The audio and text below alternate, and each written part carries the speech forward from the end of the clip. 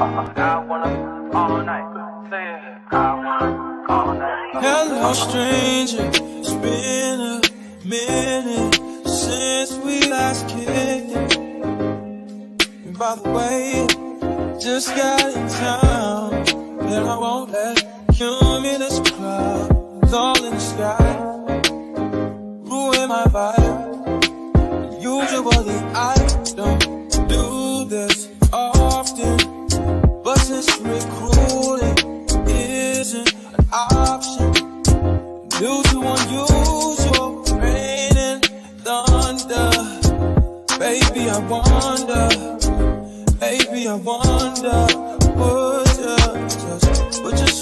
put your sweats on for me. Yeah. I got the plug, I made the call for me. I'm talking late night for ya. Let me lay a great time on ya. Don't hesitate, no, don't you? Just say you will. Come through and chill. Just say you will.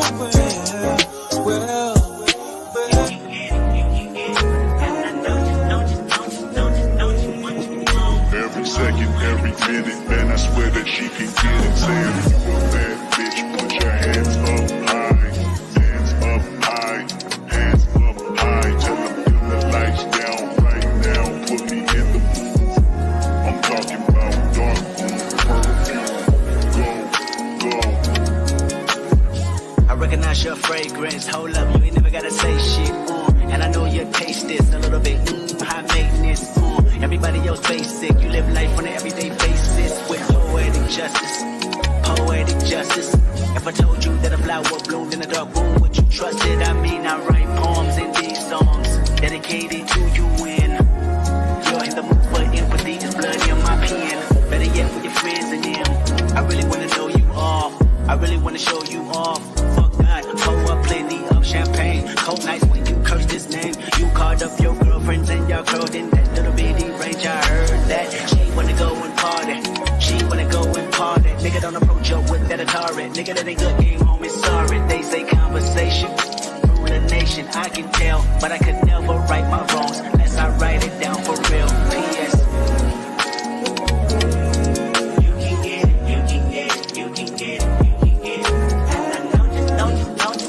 Don't you what you want?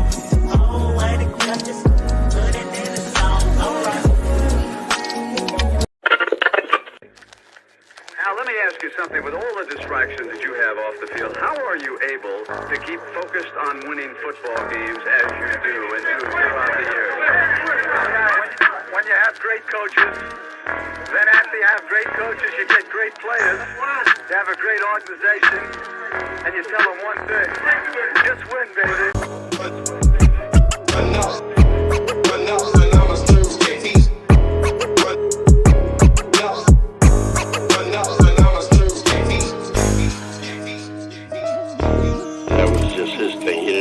Marketing group come up with that for him. Those were his phrases that he came up with, that he believed in. Just win. Play hard. Try not to make mistakes. But don't worry about mistakes because there's only one thing that counts. Just win.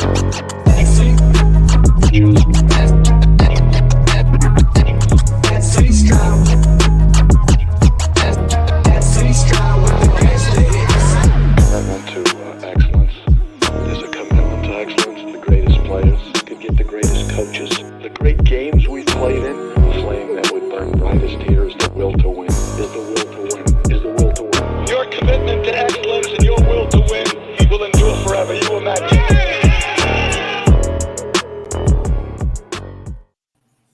Yo, welcome to the 2 for 1 Nation podcast. It's your boy S.C Experience, aka boy Eric, and my boy Raider Twuan in the building. What's good, Twuan? Hey, what's good? Hey, how's everybody out there? You guys know 2 for 1 Nation podcast, two brothers for one nation. We know there's only one nation, and that is the Raider Nation. Shout out to everybody in the chat. Hey, get the brown crackers and the Capri Suns flowing in the chat for real. Yep, and we got a lot of things to talk about today. You feel me? Again, A lot of news revolving around the Raiders. Some very interesting words from some people and some people on the team. But before we get right into that, I just want to wish everybody, hopefully everybody's having a great week so far. Hopefully everybody ready for the week 7 matchup against the Chicago Bears. Of course, a lot of injuries on both sides. And it looks like both teams are going to go with their backup quarterbacks on Sunday morning and Sunday afternoon for some people. It's going to be an interesting battle. Another game that it's a better win for us. But let me shout out the chat who's here so far. Shout out to Raider Way in the building. Salute, salute. Shout out to Tubi Chile. He said little afternoon hours. Damn, it's been dry today. Thanks for the content. Of course, of course. You already know, man. You already know every Thursday, same time, same place. Shout out to Raider Paul in the building. Just win, baby. You already know. Shout out to Anthony Estrada. Salute, salute. He says, what did he say? He said, I'm watching NCIS on my TV looking for the guys Mookie Betts. Hey, leave my Dodgers alone, bro. Hey, leave my Dodgers alone, bro. We're done talking about that, bro. Screw the MLB right now. QB2 versus QB2, and that's what it looks like, right? And some people may consider Aiden O'Connell as QB3 versus QB2. I don't even know who Chicago's backup quarterback is. We'll talk about that later on during the line. Uh, but of course, shout out to everybody that's in here so far, man. I appreciate you guys for being here. Like I said, hopefully you guys having a good day, a good week. But let's get straight into it. You feel me? Starting off with obviously last week, we beat the New England Patriots once again, back to back years. This time it didn't come down to you could say it came down to the last play. I mean, you could consider it. But what you feel about last week, Twan? What you feel about that?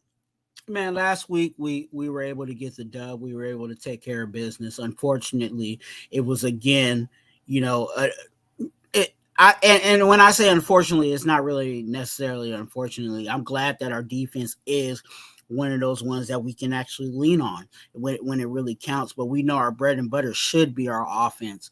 Our offense is for some reason is failing to take care of business on their side of the ball, and that's why we were able to, we were able to still get the dub, but we were streaking by. When to be honest with you, I think even in the Packers game, we all identified that we shouldn't be squeaking by these games. And to be honest with you, again, not trying to jump too ahead, but I think this is another week that we shouldn't be squeaking by.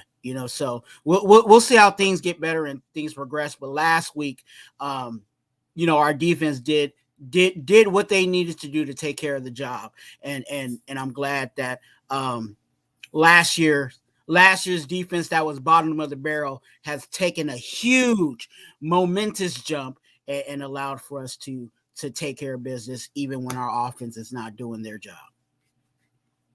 That's a fact. Shout out to Pyro just joining us. Kevin Lurker in the building. Salute to both of you. Hope all is well.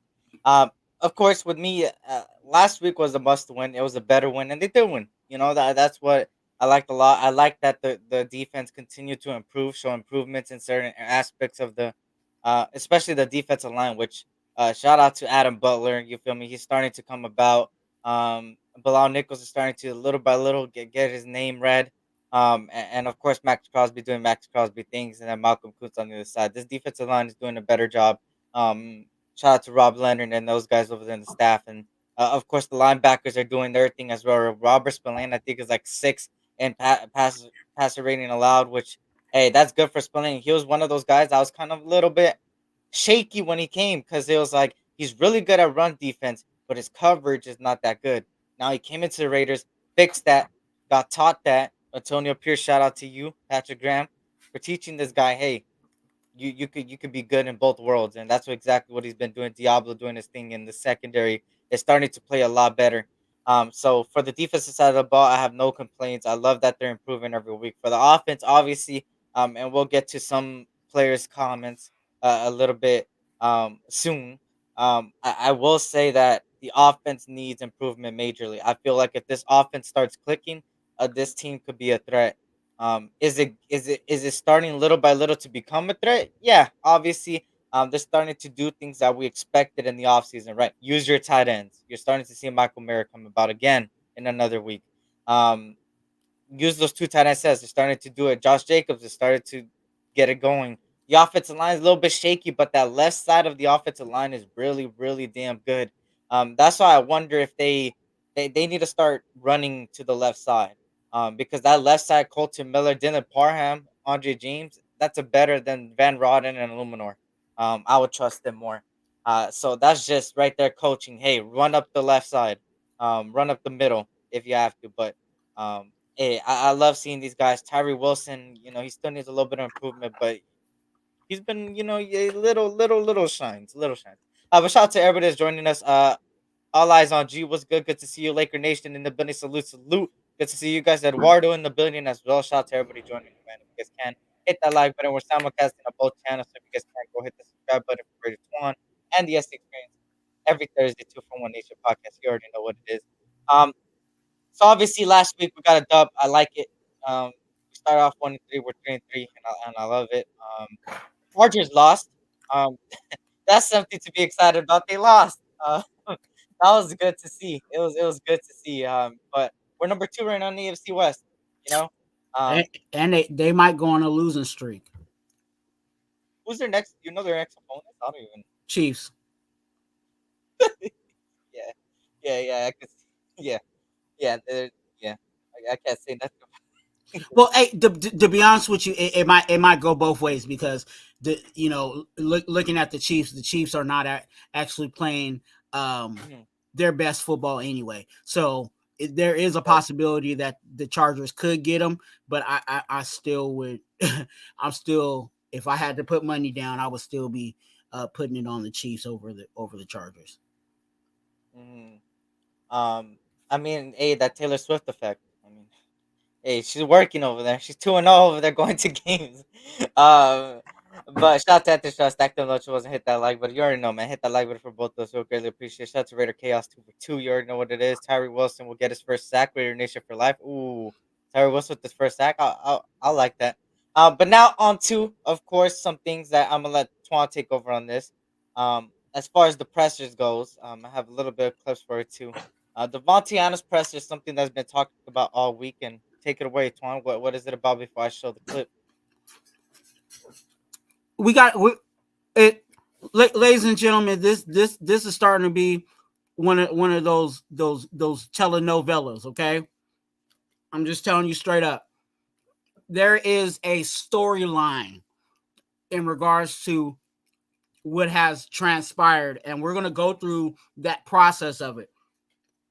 McDaniels goes in his press conference, post game press conference after, not press conference, but his team huddle after the game, and tells everybody, all you got to do is be 1 point better than the other person. DA goes after that in his press conference. It says, in his paraphrasing, we should be dominating. We shouldn't be squeaking by. We should be putting more points on the board. Says all that.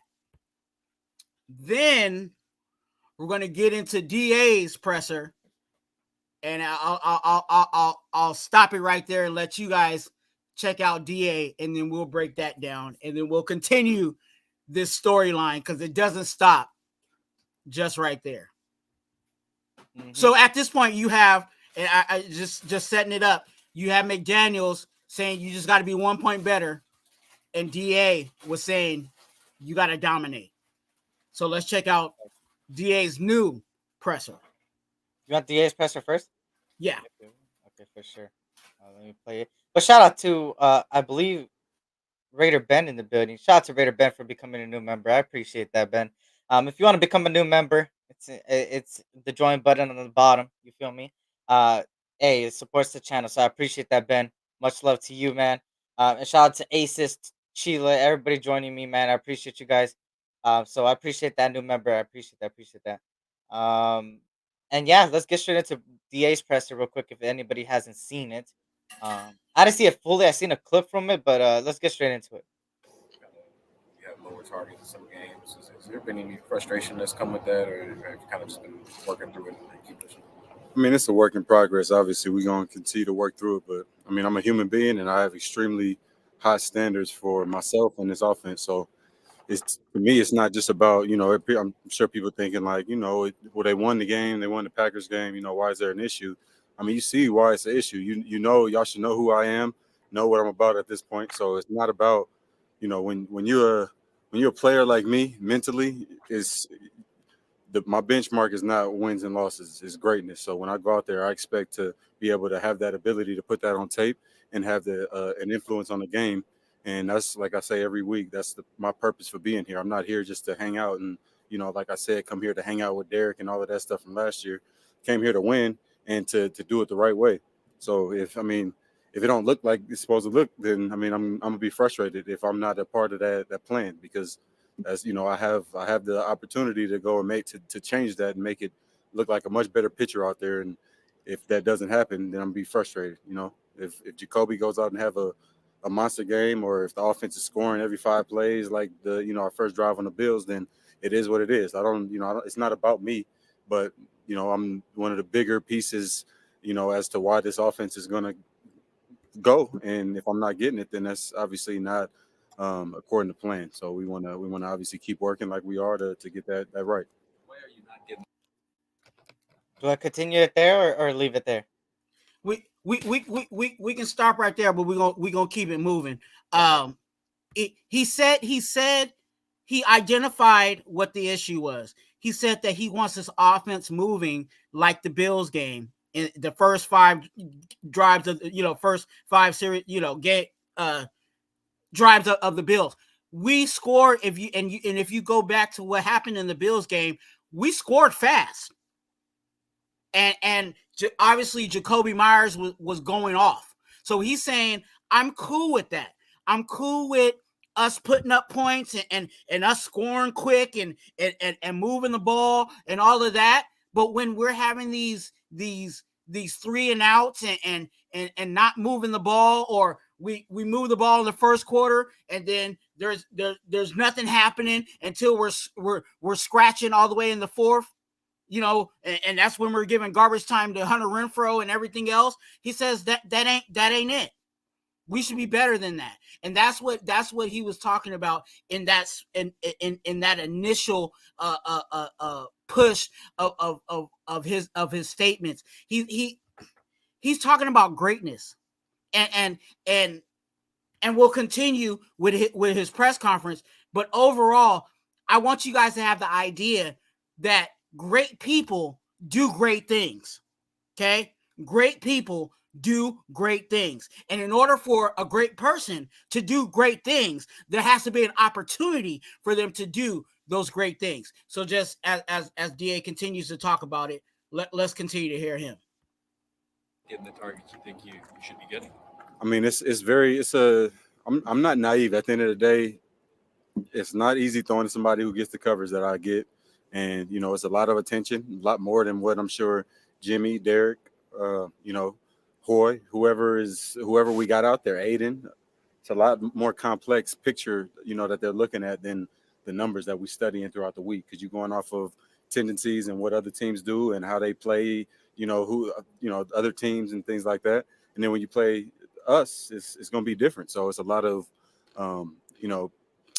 things that have to go right, whether it's the play call that's being, put in at that particular moment. Not saying that the play calls are bad, but, it's real critical each time of making sure you execute the proper way. So if we can't adjust throughout games, talk, me the quarterback or me and the head coach or, whatever the case may be, having the proper communication to make the picture right, well, then it's going to be a lot more difficult than, it was 3 years ago on 3rd down for whoever else was out there with Derek. It's just the way that it is. So I'm aware of that, and I know that it's not easy, but I've done it, and I even did it last year, and we've had flashes, this year making it happen, but it just got to happen on a more consistent basis in order for us to be the offense that we want to be. Devontae, Josh put you in the group with Randy Moss, which is one of the greatest, and he seems just as frustrated as you are, wanting more. He is. Is that not refreshing, though, when your head coach is just as frustrated as you are? You guys are on the same page. 100%. It definitely makes you feel better that, other people see it the same way as you, but that don't fix it. So you still got to do something about it as a whole, not him. But as a whole, we still got to find a way to to get it going. But obviously, it makes me feel a little better knowing that, I'm not crazy. People are thinking the same way that I am. How do you take that frustration and turn it around to make a message strong enough so that your offense understands and you're able to proceed in a better way? Well, it's not much. It's not really about them understanding. I think everybody has the same idea. It's not like, hey, we got to get Tay the ball. Like, we just figuring that out. It's just about executing the plan that we are obviously implementing throughout the week to make it happen. Just whether it's, the players executing better or certain situations just having, putting us in the best position possible to make it work. Monte, how much of that you think is just the temperament of a great receiver? You want the ball, even when you're winning, whatever, you want the ball. I mean, I don't know many great ones that didn't demand to be a big part of what's going on. And like I said, it's not like I'm asking for something that they don't want to do.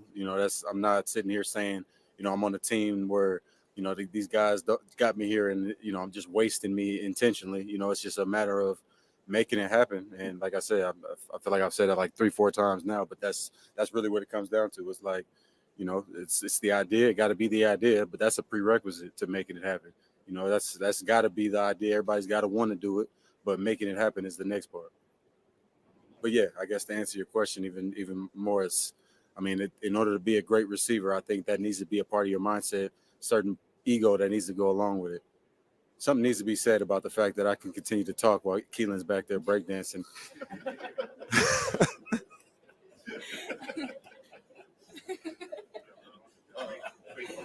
He needed that. Now he's good. All right. So if you can focus while he's doing that, what can you do in the game?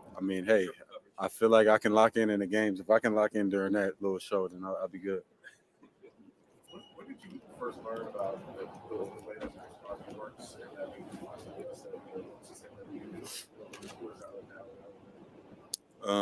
it's inspiring, man. I no matter if I'm older than him, more experienced or whatever, I look up to a guy like that. And I told him that just the other day. I was like, it don't necessarily mean I look up to you like an idol, but I look up to the, that's like I said, that's really inspiring to see somebody, especially that young. It's hard to think like Max is a young guy, but he's still really young. That's the type of dude, not to, blow him up too much, but that's the type of dude that can play like, God willing, 20 years just because of what he puts into it, how he takes care of his body. He's going 1,000,000 miles an hour every week. Y'all see the way that he plays. It's at this point, it's like you just shake your head when you're watching the tape. It's not like I'm like blown away. I don't come off like, oh my God. It's just like, how do you continue to do that? But it's just a certain amount of pride that goes into what he does. And it's the closest to, other than Aaron Rodgers that I've played with, to my mentality, as far as the way that I go out there every single time I take the field. That intention and the need to dominate is unbelievable when I watch him. So it's inspiring.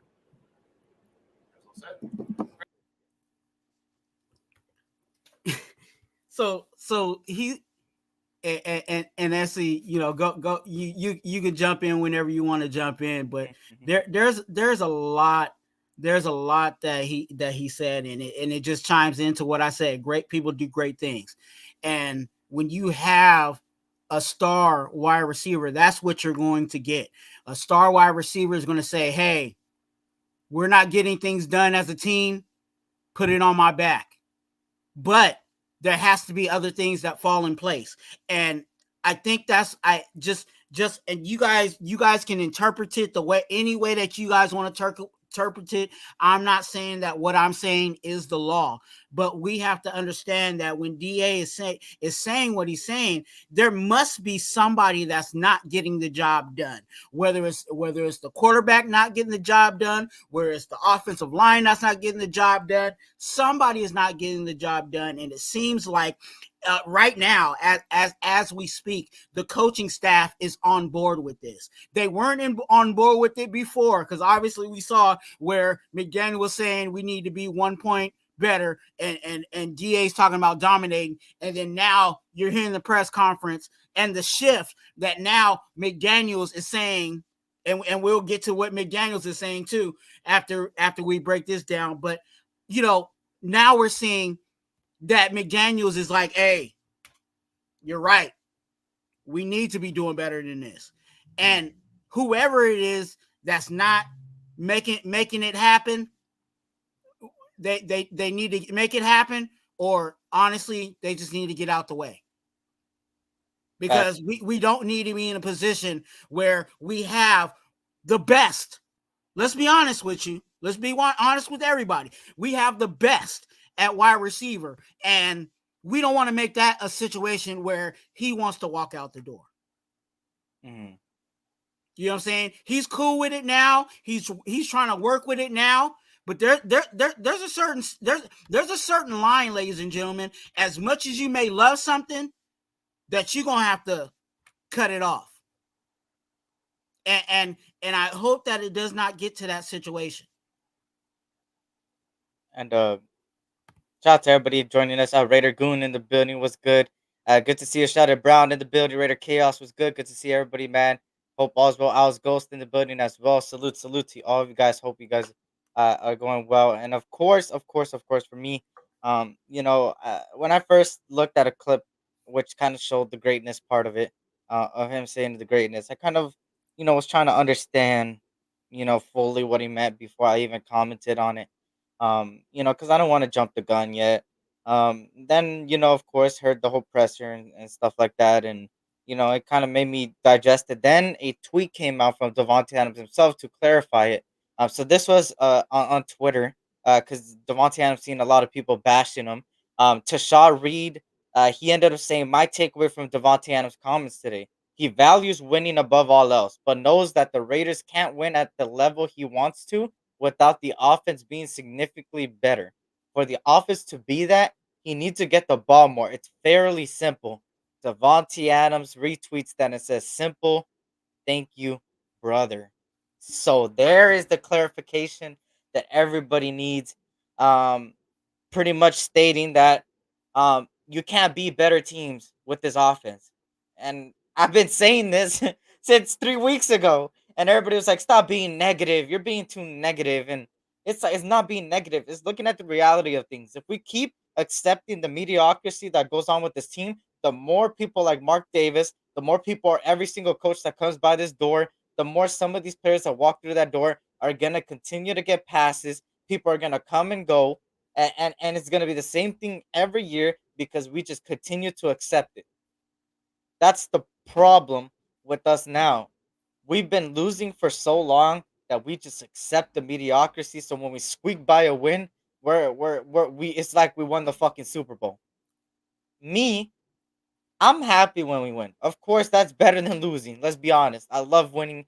We don't get too many wins in the past 20 years at all, and it sucks.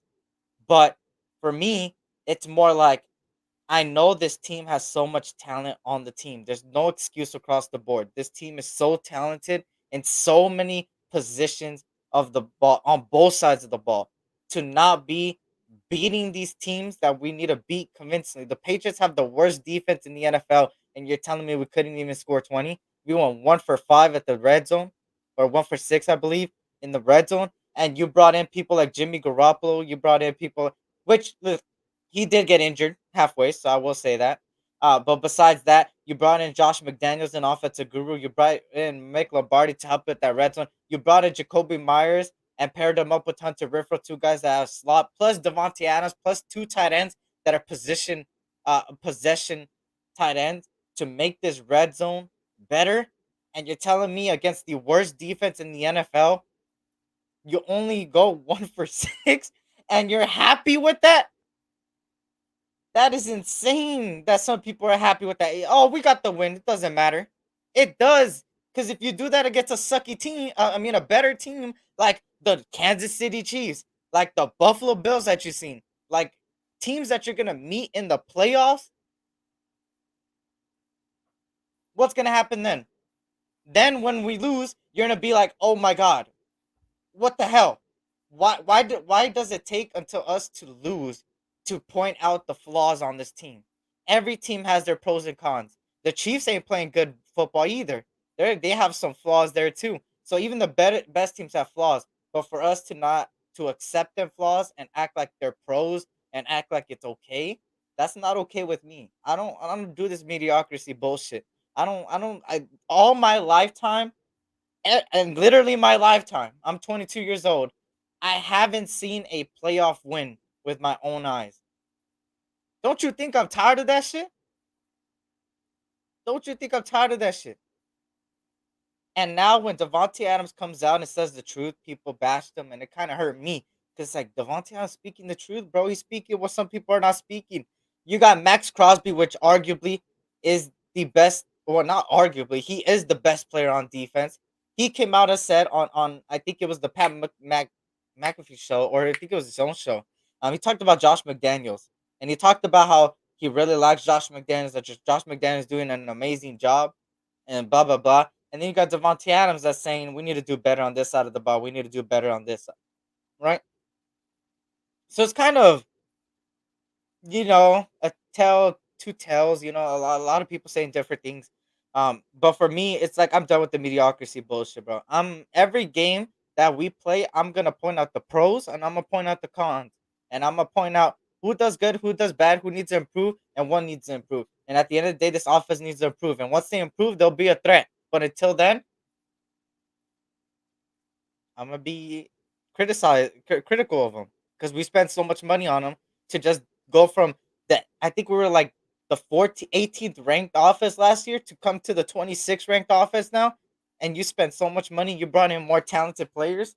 Like nobody could tell me Jacoby Myers ain't better than Matt Collins, and ain't bet he is better than Matt Collins. He is better than what we got last year. Let's be honest, and better than Keelan Cole. So this offense needed to improve, and it didn't improve. And a lot of people are blaming the offensive line and Van Roden and stuff like this. But to me, there's been times where it's a good ass pocket and the quarterback doesn't. It's the players too. So it's kind of like they just need to step it up overall. Yeah, and you know what I just and I can admit when I'm wrong. You know what I'm saying, or partially wrong, however you want to categorize it. I can admit when I'm wrong, and I was really hard on McDaniels. Yeah, and fact. I feel like I need to back off on him a little bit. That's a fact. Just because of what I hear from DA. DA is talking about, yes, the offense, there's some issues with the offense and they need to be better and they need to play better. But he said it's not with McDaniels. He said the problem is not with McDaniels. It's some other things that are going on. Then obviously, if it's not McDaniels, then who is it? It got to be on these players. And I think a lot of people are losing this, and this is for Max and DA, because those two guys are what we call our superstars on our team. Okay, and those superstars, they identify with Hall of Fame, they identify with all pros, they identify with those upper echelon of awards, right? When it's time to be questioned or valued for those awards, when it comes time for Max Crosby to get his golden jacket, when it's time for DA to get his golden jacket, when it's time to figure out who's all pro and all of that in regards to DA and Max Crosby, they don't only identify their stats, but they identify what they affected. How did they affect the team that they were on? And how does it look for somebody like a DA who we identify who's the best wide receiver in the game? What is it going to identify for them when they start looking at stats and saying, they have the best wide receiver in all the football, but you guys went 1-6 in the red zone? How is that going to look for his resume later on in life when he can't no longer be that guy anymore because Father Time has gotten to him? But you know what I'm saying? Hey, it's time to start thinking about his golden jacket. So he's thinking about that type of stuff, not necessarily and yes, his focus is winning games, but he knows that he has to be effective and be a vital part in winning those games. And we don't have, and you look at the NFL, all the other stars don't have issues with this. Jamar Chase don't have to worry about how many balls he's going to get. CeeDee Lamb don't got no problem with how many touches he gets from quarter to quarter. So why do we have this issue with DA. And I'm starting to believe that it's not on McDaniels. Now, there's certain things that McDaniels has done that's stupid and boneheaded, and we of course we can identify some of those things, but I think a lot of this is really falling back on some of these players. And to even go way back, there was another player that was talking about, I wish that some people in this locker room would love it as much as I do. And maybe some of those guys are still in this locker room. So McDaniels, I'm backing off on you a little bit. The pressure's still on, brother, but I'm backing off on you a little bit. And yeah, for me, me and Josh McDaniels, it's been like a hate a more hate relationship between me criticizing him and Josh McDaniels. For me, uh I've never really fully understood what he brought to the table. I knew that he was the offensive guru. I do know that. And then I don't see the offense translating in that, so that's one thing I do fault him for. Because he's got to get these players prepared at the end of the day. I mean, the head coach overviews everything and makes sure the team is prepared. And when you got people like Illuminor still throwing flags and some of your team looking rough and looking like they don't want to play out there with no energy, that's on you. Because at the end of the day, yeah, they need to motivate themselves. But at the same time, a head coach's job is to prepare the team for that week's game at the end of the day. And that falls on him. Now, where I will back off on him is obviously I think a lot goes down to the quarterback position. I think the quarterback position has been vital for this team. When I look at the all 22 and when I look at the overhead, right, I see a lot of plays where it could be big plays, it could be good plays, and it could be first downs and even touchdowns. That's on the quarterback for not looking that way. That's for the quarterback not looking at his surroundings, and that falls on Jimmy G. And that one game with Aiden O'Connell, which even though that was Aiden O'Connell's first game, so I'll give him a little bit of a pass. But Jimmy G, like he knows that he needs to make the right reads, and he was known for making the right reads in the Niners. And then he comes over here and stinks it up. So um, that falls a lot on the quarterback. And then obviously the offensive line has had horrible times. I mean, horrible times, right?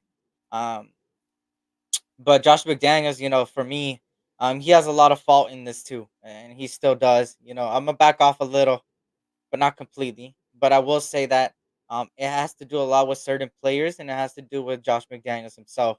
And they need to either connect and get some connection going, and getting some plans going, some plays going, or uh, you might see some people getting traded. I mean, I know this regime is not known for that, but this regime is not known for a lot of things, and they have done a lot of things they didn't do before.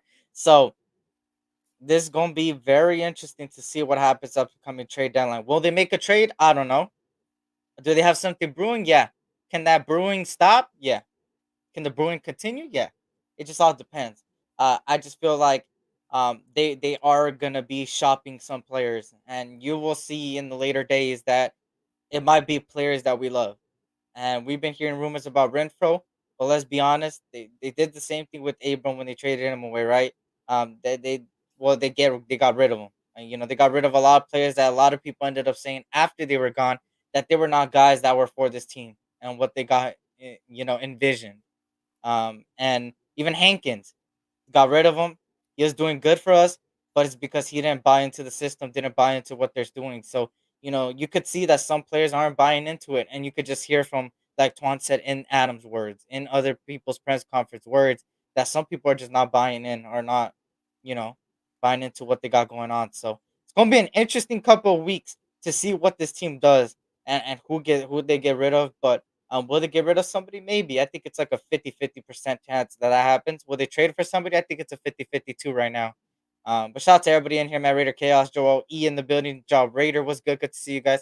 But let's talk a little bit about. Oh well, I do have one more presser, right? That you wanted to talk about, Yeah, Josh yeah. McDaniels presser. Take it away. Let's hear what McDaniels has to say. You know what I'm saying? As much as and I know how some of y'all is out there. Some of y'all don't even like hearing what McDaniel got to say, but we got to hear what McDaniels has to say in regards to just a snippet of what of what that whole presser was. in regards to DA's statements. You have a player like Devontae Adams, who's such a focal point, and cameras catch him, and where he's sitting, who he's talking to during the game. Is he frustrated? On Sunday, he left without talking to us after the game. No big deal. It's his prerogative, but people read into things.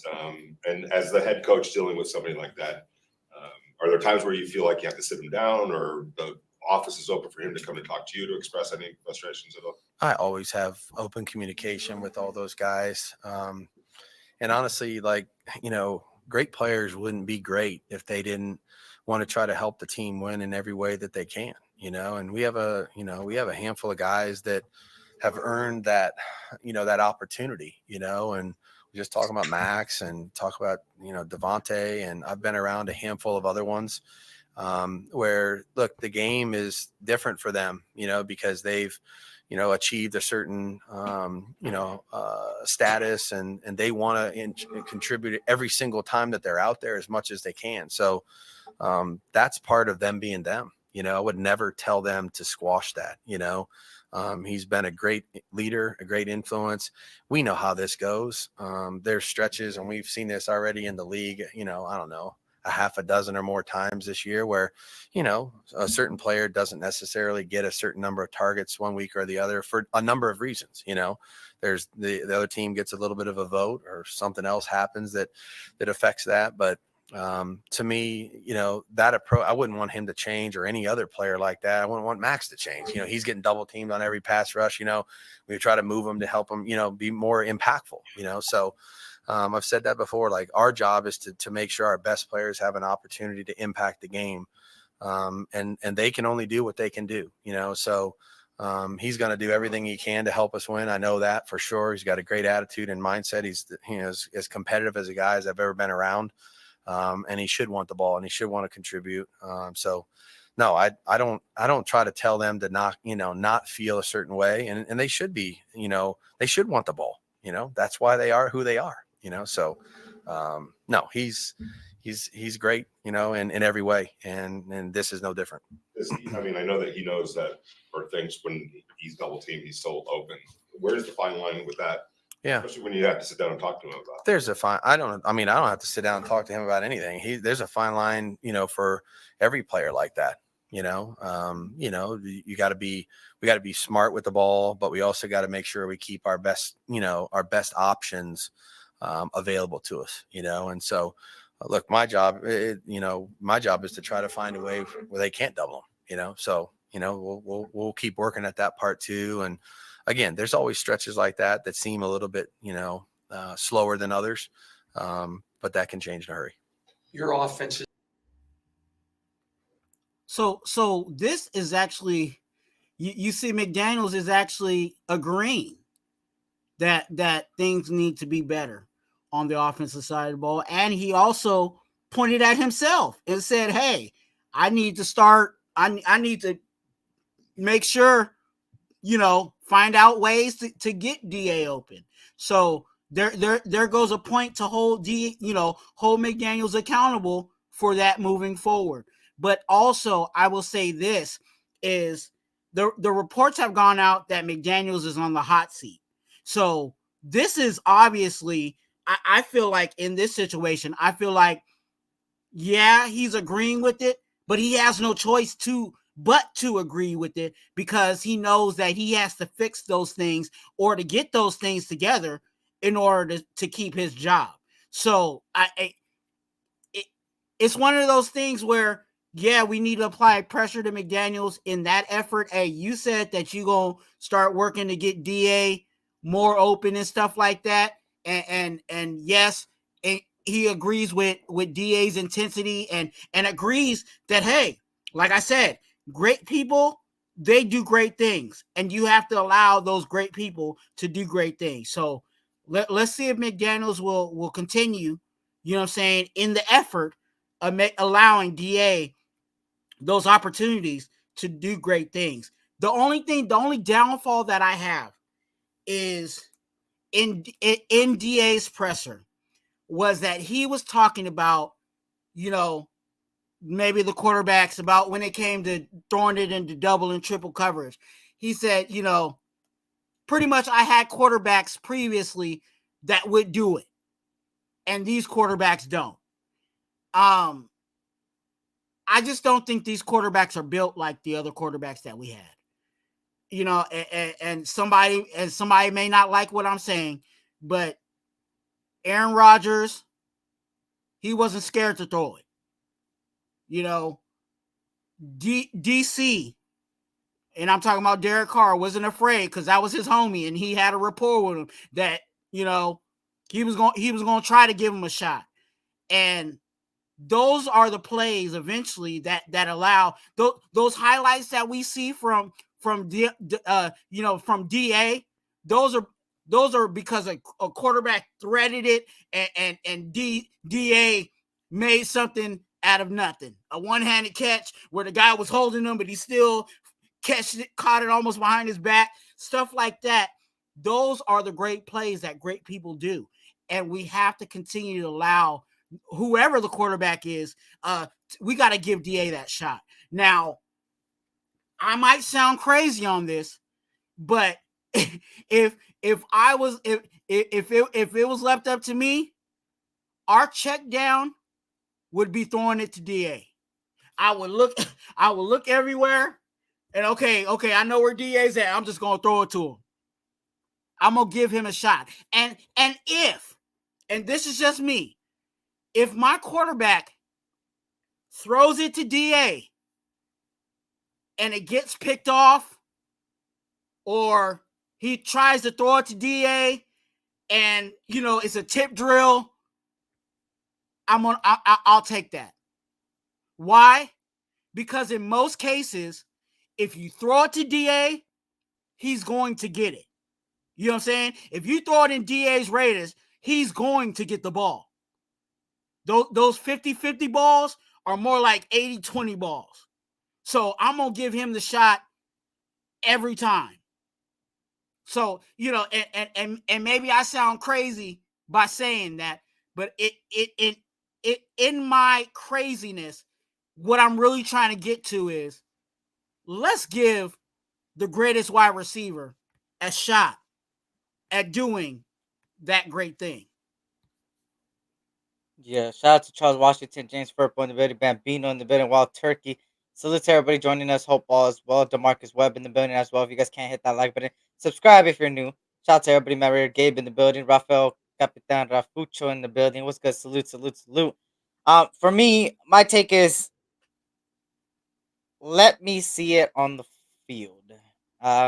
He talked a little bit about how he needs to find ways to get him not to get double team, make it easier, and I still haven't seen that.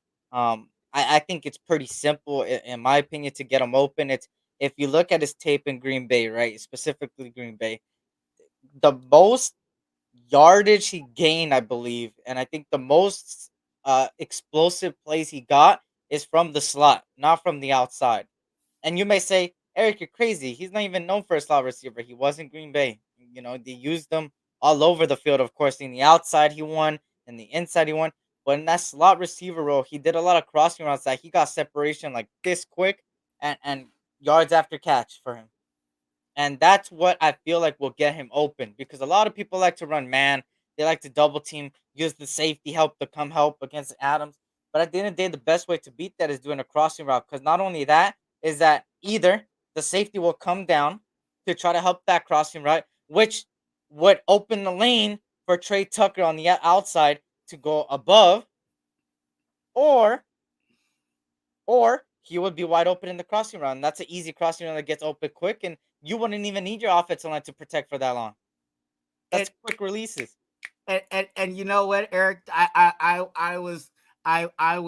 been kind of waiting to release that thought, but I'm glad you said it, because if Renfro gets traded, what I would do, slide DA into the slot, and hey, whoever's hot on the outside, on that other side, because you said Tucker, but I like DeAndre Carter. You know what I'm saying? Put him, hey, put put one of them on the outside. You got the speed. Hey, run the streak, run the post, whatever you want to do on the outside, get busy, right? And then that allows, again, DA to be in the slot and run those immediate short to mid routes, right? Because you have your slot that can do those things, and that would fit for the quarterback that, and I'm trying to fit it for Jimmy G primarily, but that would fit perfectly for somebody like a Jimmy Garoppolo, so there's a whole lot of possibilities, but again, it's all on McDaniels to make the call and say, hey, this is what I'm going to do, or this is how I'm going to set things up for DA and for the rest of the people, because we know as soon as DA starts eating, then that's going to leave everybody else open to getting theirs too. You know what I'm saying? And I think that's another reason why, in a lot of cases, Jacoby Myers is getting what he's getting. But we still need to be working on getting our star wide receivers some action. Dr. Charles, Mr. Sunglasses makes a great point. The past success was between the hash marks. And let me give you guys a question. Why was Wes Welker? Why was Julian Edelman? Why was Dion Branch all successful in that? Why was Brandon Lloyd successful in that system? The guys were known for he just had a bunch of slot receivers together. Like most of the receivers they had were slot receivers that played outside, inside. The reason why slot receivers are so valuable is because they're one of the best route runners in the league. And in route running comes separation, and in separation gives the quarterback an obvious answer to each play. And that's why I'm like, it's simple things that even I know, and I have never coached a goddamn football game in my life. The closest thing for me coaching has been Madden. And even I know this shit. Seeing so much film continuously, I keep seeing that the answer is right in front of their face and they just don't do it. They overthink it. And that's what I continue to say about Josh McDaniels. He tends to overthink things. And that's what causes him to do the wrong plays or the wrong adjustments, because he overthinks it instead of just flowing. Just, hey, this is what I think works. Go out there instead of, will that work? Nah, that one would work better. Oh, no, that one will work better. Yeah, just use that one. And then they go out and then it doesn't get executed, or it doesn't look good, or somebody doesn't get the look that he need. And at the end of the day, we heard it before by Davante Adams. He said it himself. He's one of those guys that has 3 routes for whatever the cornerback has for him. He's going to counter it. Now, the best way to use that is in the slot, in the inside, because then he could either streak straight through the middle, be like, oh, okay, you think I'm gonna do a crossing route this time? Joke's on you. I'm bouncing out to the out, or I'm bouncing out up straight, and I'm getting open again. That's confuse the defense. But that can't happen if he ain't getting the looks he needs. And then everybody's gonna be like, all right, we took Adams out to play. Hey, beat us with Jacoby Myers. We already know what you're gonna do. Beat us with your tight end. You're just gonna throw it short. Your quarterback ain't gonna look this way. I don't got to worry about Adams. I don't got to worry about your best player on offense. I ain't got to worry about it. And we'll just stack the box, because either way, if it's a crossing route, we got people in the box anyways to double team that, or we got people to come after your running back to make sure it doesn't happen. It's things that the people will counter if you don't counter it back. That's been the problem with this offense, is they don't adjust to the right things. And now, when it comes to Adams, he got double teamed since Green Bay, so that's not no excuse for him not getting the ball. The guy gets separation. Trust me when I say that. But like I said, there's plays to account that will give DA the ball, and at the same time, use him in ways where we will get long plays, 60-yard gains, 50, 40, 30, 10, 20, even 5 plus 5 plus 5 plus 5 first down after first down, and touchdowns. But, they're not doing it. It's simple things, but it's not when you overthink things. And he wants this offense to move the chains. That's why he said, that's why he identified the Bills game, because we scored so fast in the Bills game. And he, that's his expectation of this offense. And I think that was really our expectation of this offense in general. You know what I'm saying? And we were okay with, a lot of us, of course, we love seeing the deep ball, and I dropped a video that said the deep ball matters, and it still does matter. But in the aspect of the quick moving offense, you could do the short passes, but you got to stay on schedule, and to have when DA's on the outside, there's only two things that he can do. He can go out, he can go up or in. But in the slot, you can go up, in, and out. You know what I'm saying? So there's so much versatility in that slot. So it would drive defenses crazy if you put DA in the slot. And I'm just as more and more as we talking about it, I'm like, shit, just move him to the slot, please. Even if you ain't going, you know what I'm saying? Even if you ain't going to throw it to him, just put him in the slot, because that would make defenses go crazy trying to figure out what DA is going to do from that slot spot. So, yeah. Let me get to the comments real quick. McDaniels doesn't see the okay. Shout out to everybody out there. Make sure you like this because we like you. Shout out to everybody. McDaniels doesn't see the counter. One doesn't have a counter for the counter. Brady was his counter. McDaniels only sees this play, and that's a fact. DA is tired of the smartest man in the room. Bullcrap. Why is Miami killing it? They know how to use their weapons, and that's the thing, right? It's using their weapons, right? They got two speedsters over there that could gain separation quick. Now, the best way to use that is use one as a decoy and let the other one eat, or use the other one as a decoy and let them eat, or let both people eat, because they're easily going to get separation when you got to account for both of them. And that's what we got, right? Technically speaking, we do got Jacoby Myers that, it's not as good as Jalen and Waddle, but he still could gain that separation. Now, and you have Devontae Adams, arguably one of the best receivers in the NFL. So they need to just do the same thing in similar ways. Right? Mike McDaniels over there in Miami, the way he's utilizing those guys is quick passes, let them yards after catch, or hey, when they think we're going short, we're going deep. He's easy to adjust like that, and that's the problem with us, right? The adjustments are not there, and they're simple adjustments, right? To us, it's simple adjustments. To me, it's simple adjustments, but to them, it's like overthinking. When you're in the moment, you just sometimes overthink things. So, at the end of the day, will this offense click? Hopefully this week. It's another team that is going through a rough patch that you could take advantage, and this is a game where it makes or breaks your answer to your question. And what I mean by this is, the question is, will this offense start picking up the pace and start scoring points? And now the answer is on 10 a.m. Pacific Standard Time on Sunday. Once again, for the third week in a row, I've been saying we've been playing teams that are not good, that are easy to, are kind of like that practice game. You go out there, you know that you're better than this team, but you want to sharpen your skills. You want to sharpen your knife. This is the game again to do it. I don't even know who the hell. Speaking of the next game, what you feeling about this game? Battle of the backup quarterbacks. I don't even know who the. Give me a second. Who is Chicago's backup quarterback?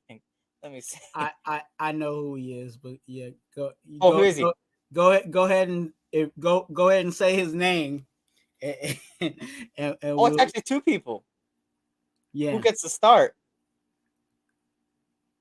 Well, let me first say the known name for us. Nathan Peter Goat on one side. Nathan Peter Goat. The Goat himself is over there as the third on the depth chart, the third quarterback. I'm scared. And then number 2 is Tyson Bagent. Bagent. Yeah.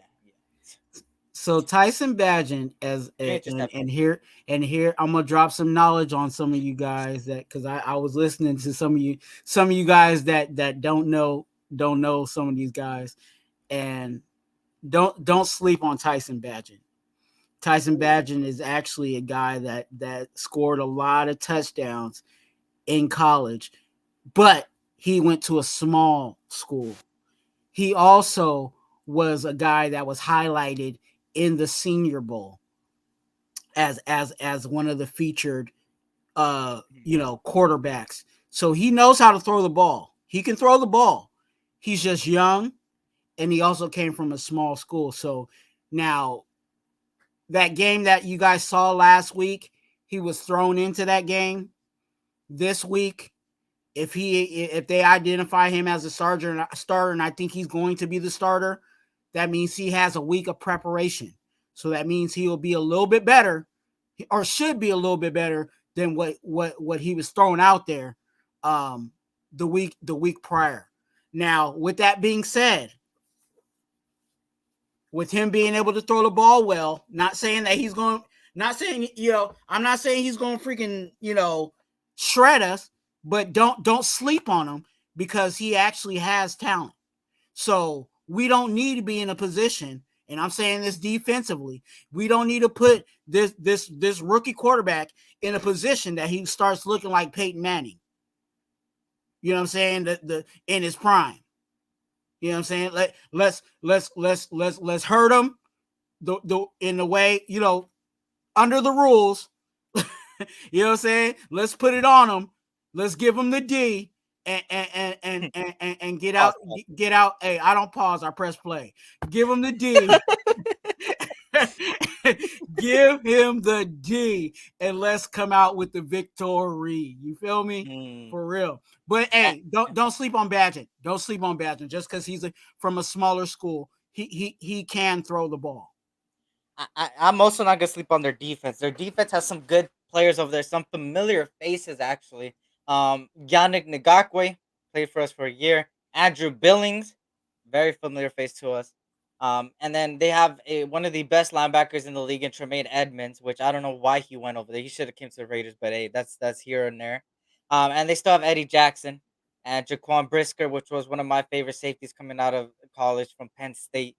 So they got some dogs out there, but they've been struggling a lot. I think their defensive coordinator, I don't even know his name, but has been doing a bad job over there. Their offense has not been really clicking. There was those 2 weeks where Justin Fields went off, and then of course he sadly got the injury. For him, hey, I never want to wish injury upon anybody, so speedy recovery to him. But and he's also my fantasy football quarterback.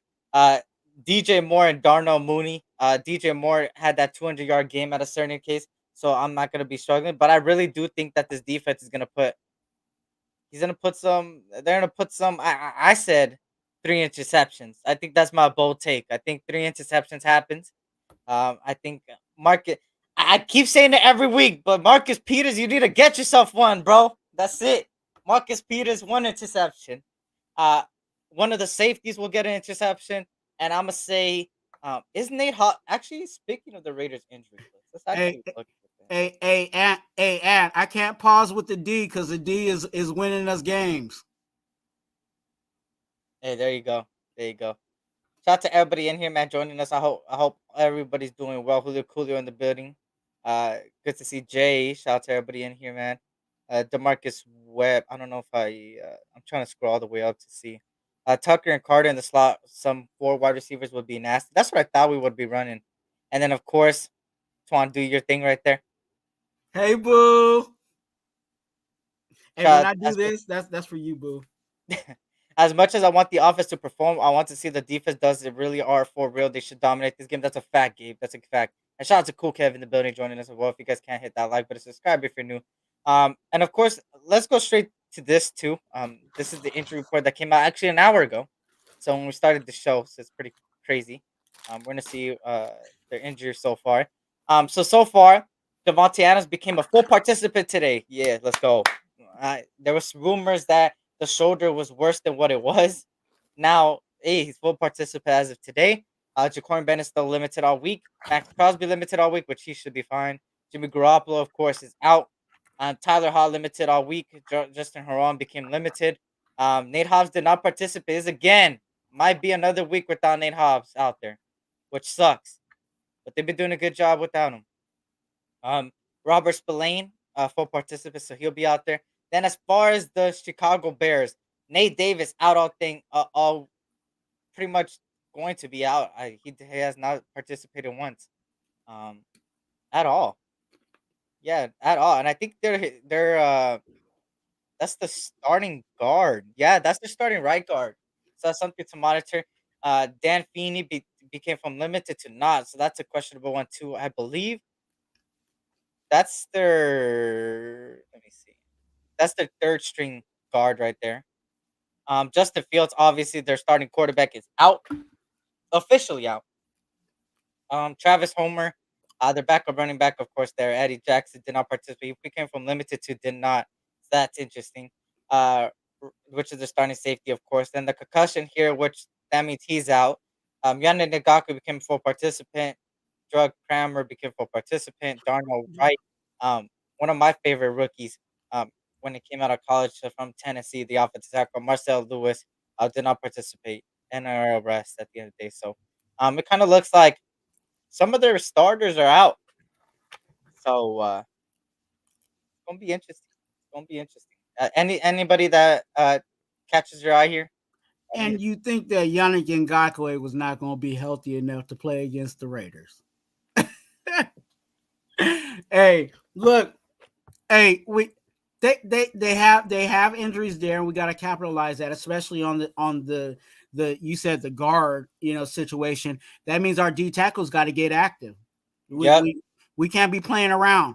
And I like last week it was encouraging to see some sightings from our D tackles. I hope this is another ramp up game. I'm on. You guys gonna hear that in a couple of more videos that I'm gonna be dropping. That this is another ramp up game, for us and to take care of what we need to take care of it. And this is a game that we definitely can take care of, just even on the injury front. But yeah, I just see them. I just see our D tackles taking advantage of their O line, and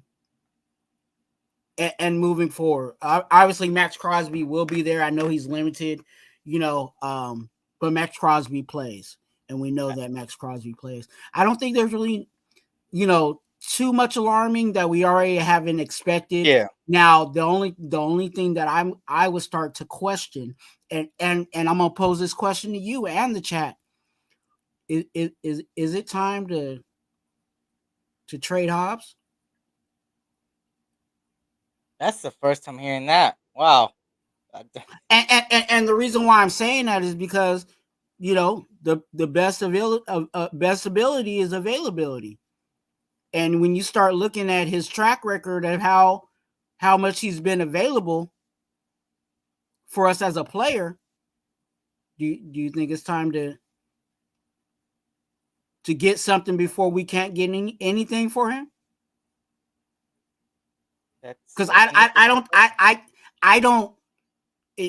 don't know if this is if he's a player worth giving a contract. You know what I'm saying? Like, and how much are we going to be willing to give him, knowing that he's injured like this? So, is it time to try to get a 6th, 7th rounder out of him, or what? That's I'm probably the first person that threw that out there, but yeah, I'm throwing it out there. If Renfro's on the block, can Hobbs be on the block too?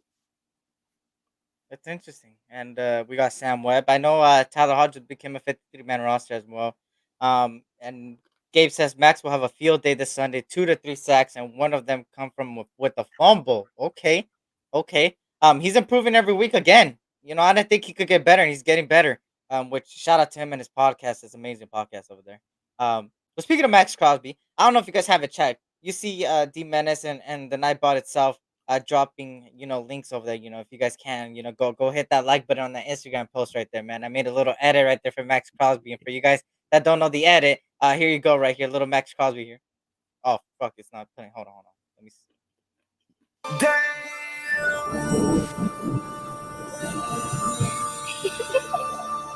MC, make another hit. This ain't what you want. Project X ain't what you want. This ain't what you want. 1600 block.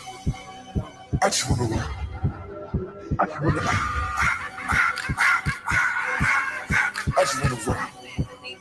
Body out of y'all. You feel me? Little Instagram there. Feel me? Max Crosby. You feel me? Out there putting in work. So far, if Nahab starts, then gets injured, trade him on draft day. God damn. one year didn't miss any games, but last year and a half he's missed 9 games. That's crazy. 9 games. 9 games. But yeah, it's an interesting thing with him, right? And then that's the first time me hearing about anybody throwing that out. So that's the first right there, man. So if anybody starts throwing that out, it started with Twan when it comes to Nate Hobbs. And for me, I feel like it's a possibility. I think it's a possibility for any player on here. He said, "Get the fuck off the internet." He said, "Stop stealing press style." Hey, fuck you. But yeah. So obviously, when it comes to the Chicago Bears, I really have confidence in this team. Like I said, it's another team that we could sharpen our knives with, and that's what it is. For me, my bold take: 3 interceptions. I think that's where I'm gonna leave it at. 3 interceptions from our side. We gain it. Um, I think Josh Jacobs. I mean, John Raider said himself. I'm gonna let him have that one. He says 100 yards, 1 touchdown. AOC, 3 touchdowns, 300 yards. Damn. Okay, you think that's possible right there? AOC 4 with 300 yards. That's 3 touchdowns. I would love that. Yeah, I would love that. 31-10. What you thinking, Twan? What you thinking around the realm? Which players are gonna step up this game that you think? This offense is going to score more than 20 points.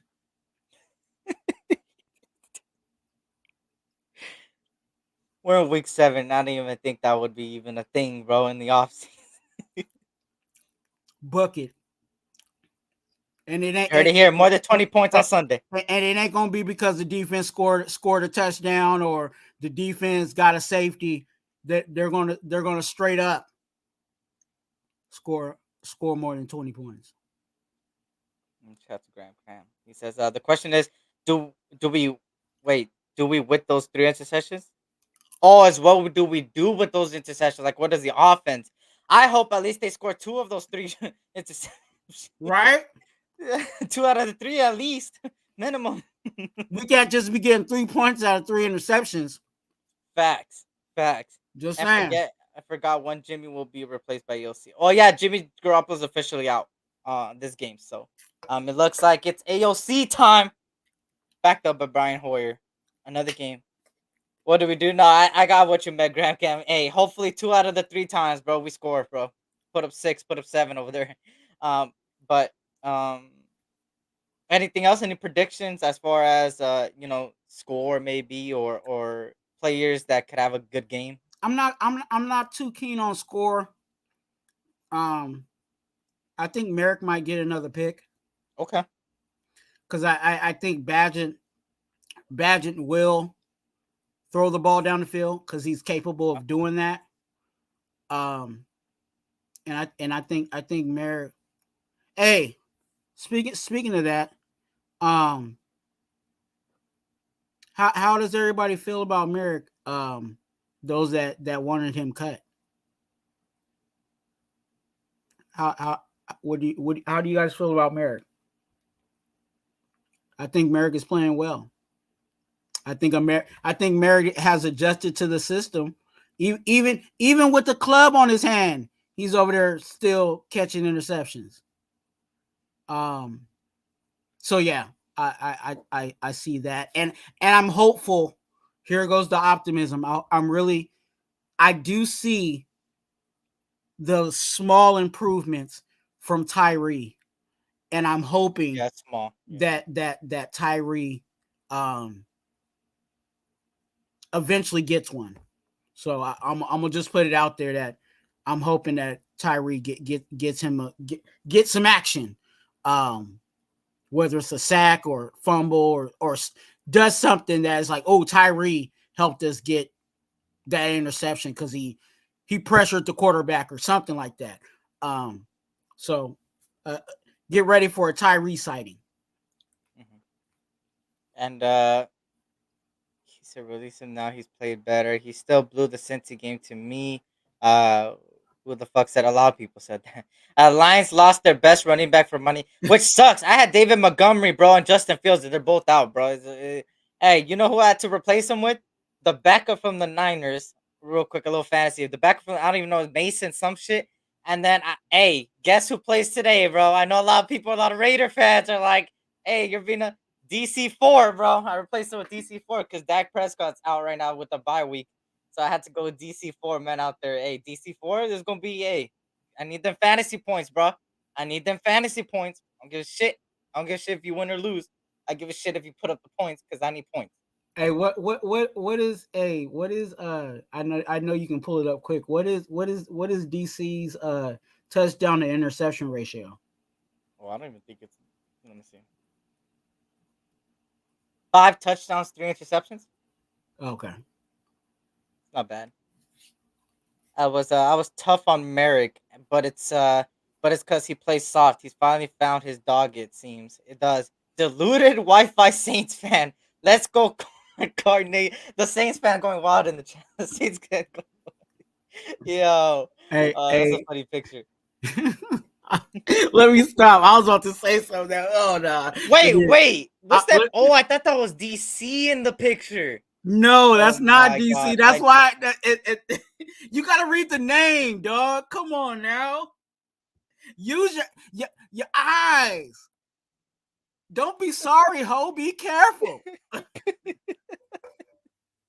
Your eyes ain't supposed to be hazel. They supposed to do some work around here. Hey, I ain't gonna lie. There's no way he put on that jersey, but I'm not gonna talk too much about it, bro. My prediction. Shout out to Egalitarian. I got Doug Peterson going 3-0 against Carr. He's undefeated. Hey, I need them points, bro. All I need is fantasy points. I don't give a shit if they win or lose. My prediction is Lumina loses his spot by halftime. That's a possibility. They were already switching him out for Thayer Munford, and Munford was playing a better job. So you know what that was, and it was in the press conference. McDaniel said when they do the tackle eligible, they have to switch out. That tackle can't stay on the field for the next play. He has to go out. So it did look like musical chairs, but it was because they were doing the tackle eligible situation, and they had to kind of schedule that. So that's why, that situation. But I've been saying eliminate Illuminor. Yeah, I got the wide receiver. I got Michael Thomas too on one of my leagues. I got him on both, but I don't think I'm starting him in one. If I'm not mistaken, let me actually double check that. I don't think I'm starting him in one of the ones that I'm taking serious. Yeah, I have him on the bench. Yeah, but I have Derek Carr starting, so hopefully it gives me some points. I'm only doing that because Dak Prescott's on the bye week, and of course Justin Fields out. So by next week I'm getting rid of the car anyway. So I need Chris Olave to give me a touchdown. Yeah. So hey. Like we said, for me, I think it's a W on Sunday. I don't got a score prediction. I know I'm 2-0 on score predictions, but not 2-0 on exact score predictions because my scores have been high and they haven't even hit over 20. So, but I've been 2-0 on the wins. We're saying that's gonna be a win. So I'm gonna go for 48-6. 48-6. So I'm gonna try to make it 3-0. I'm 2-0 so far. So I'm gonna say 28 to 10. 28 to 10. I'm gonna go there a little bit bold. I'm 2-0 already so far, so it's been working. So fuck it. I mean, might as well keep going. So you're saying the defense is scoring 14?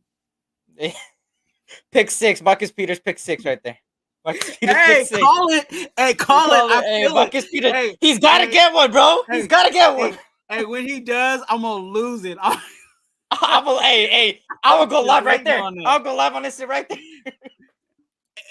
And I want him to do that Beast Quake celebration where he turns around and jumps up and what I'm saying, teabags everybody.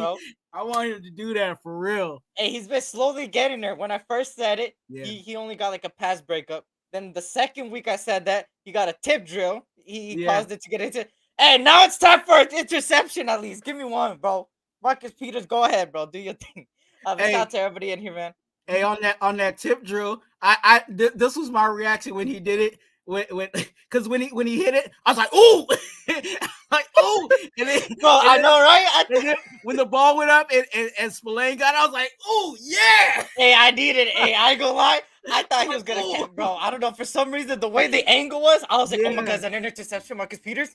But then it tipped, and I was like, all right, screw it. We still got the interception, but I need. Hey, Marcus Peters, need one, bro. It's time. Week 7. Chicago Bears, bang it, or whatever the hell his name is. It's time to pick him off. But for me, of course, Raider Paul says 40-0. If we win 40-0, Raider Paul, I will personally do an ice bucket challenge. I will put so much ice in a bucket, put so much water, and literally pour it on my body, bro. If we 40-0 them, bro. If we 40-0, that's what I'm gonna do. That's exactly what I'm gonna do. You got a better chance winning the lottery ticket. I went 12-3 in pickup. Niners, Eagles, Saints lost. Oh, okay. I'm doing pretty good on my pickups. I think I'm like second place in the group I'm in. But besides that, you feel me? I got a dub. Twuan got a dub. Twuan says we're gonna score over 20. I say 28-10. So hopefully the streak continues with the 2-0 to 3-0, and the streak continues with us with winning. That would be what, 3 straight now? If we win? 3 straight. Hey, let's get that 3. Let's get that 3. It's time for 3. And of course, man, any final words, Twuan, that you wanted to say about this game or anything, man?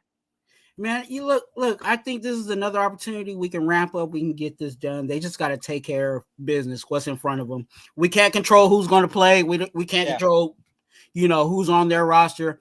We just got to have, there's a line on focusing on the other team, but also focusing on what we can do. And I think we just need to really focus on what we can do and make sure we do those things good. Don't go out there hurting ourselves.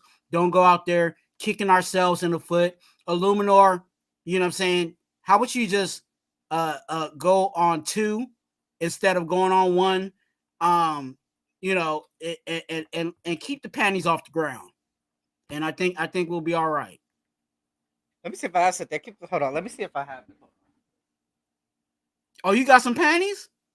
You Oh, hell no. Hey, I was looking at something else. That was bad timing. Hell no. Hey, I'm just saying you might have some leftovers from old girl coming through for 2 for 1. You know what I'm saying? Giving her the special. Look, that was bad timing. I was trying to find my little pop little thing, bro. I ain't gonna lie. I couldn't find it. I had a Devontae Adams one. I don't know where it went. But shout out you don't want to see Shirley's panties. Hey, I know you want to see them Shirley panties. But hey, I got a few. Course, you know what I'm saying? Shout out to Shirley, love you. But hey, when's your next show? Let them know. Let them know when you drop it a video again or a show. Man, I'm gonna be dropping the game plan coming soon. Stay tuned for that. You guys, I count my blessings. You know what I'm saying? Small and big.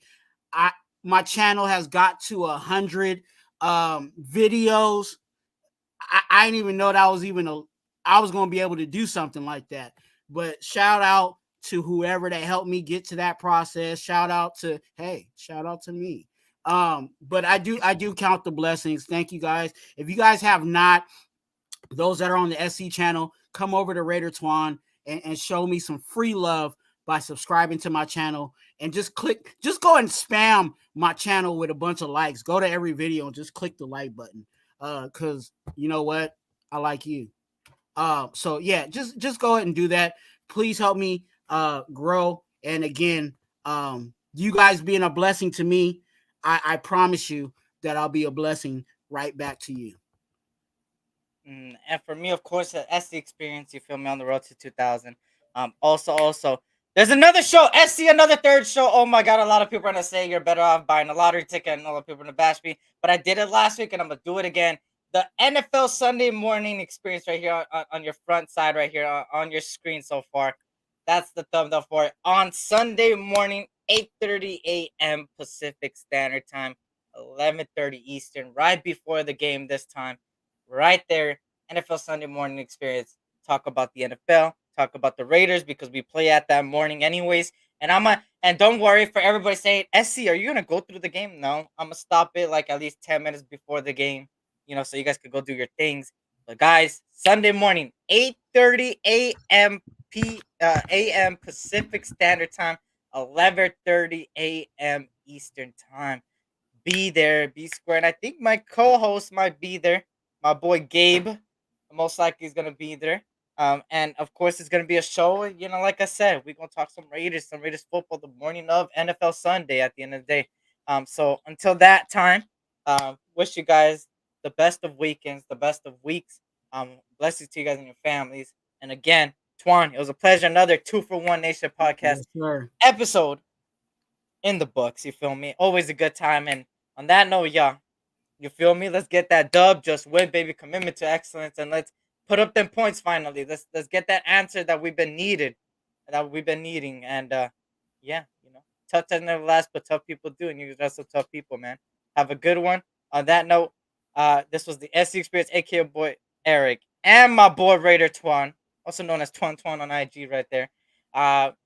Until next time, y'all. Peace out.